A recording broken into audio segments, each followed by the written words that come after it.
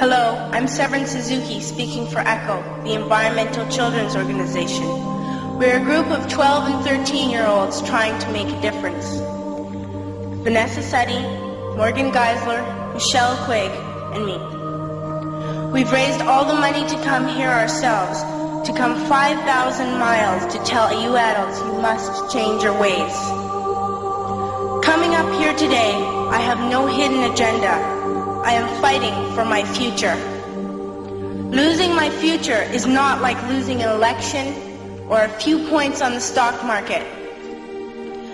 I am here to speak for all generations to come. I am here to speak on behalf of the starving children around the world whose cries go unheard. I am here to speak for the countless animals dying across this planet because they have nowhere left to go. I am afraid to go out in the sun now because of the holes in our ozone. I am afraid to breathe the air because I don't know what chemicals are in it. I used to go fishing in Vancouver, my home, with my dad, until just a few years ago we found the fish full of cancers. And now we hear of animals and plants going extinct, every day vanishing forever. In my life, I have dreamt of seeing the great herds of wild animals, jungles and rainforests full of birds and butterflies. But now I wonder if they will even exist for my children to see. Did you have to worry of these things when you were my age? All this is happening before our eyes, and yet we act as if we have all the time we want and all the solutions.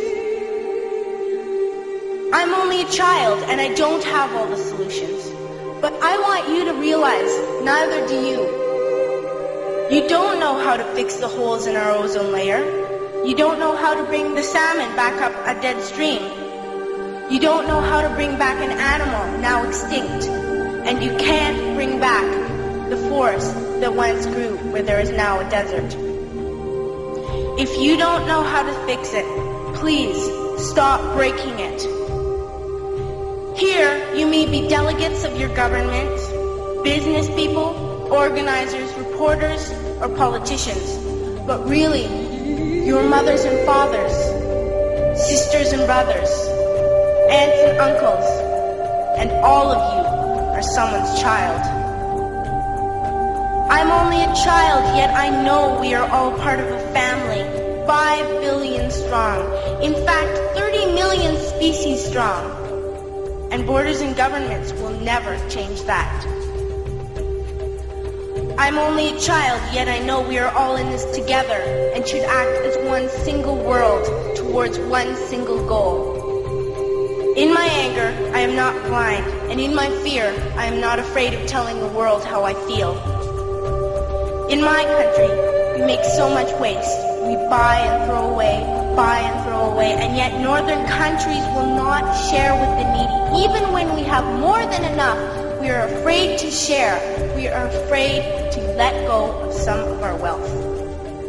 In Canada, we live the privileged life, with plenty of food, water, and shelter. We have watches, bicycles, computers, and television sets. The list could go on for 2 days. 2 days ago, here in Brazil, we were shocked when we spent time with some children living on the streets. This is what one child told us. I wish I was rich. And if I were, I would give all the street children food, clothes, medicines, shelter, and love and affection. If a child on the streets who has nothing is willing to share, why are we who have everything still so greedy?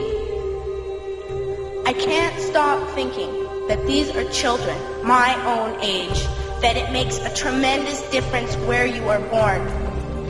That I could be one of those children living in the favelas of Rio. I could be a child starving in Somalia, or a victim of war in the Middle East, or a beggar in India.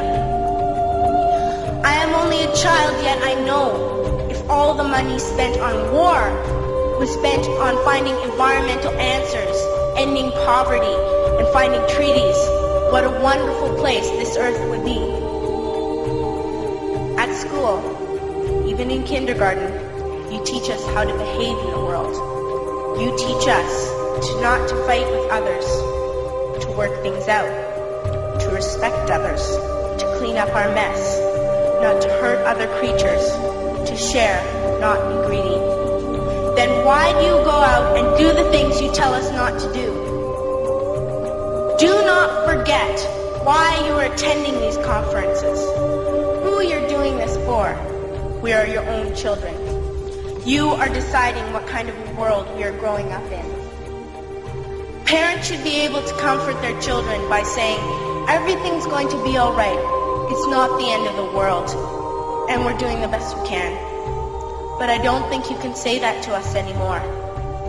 Are we even on your list of priorities? My dad always says, you are what you do, not what you say. Well, what you do makes me cry at night. You grown-ups say you love us, but I challenge you, please, make your actions reflect your words. Thank you.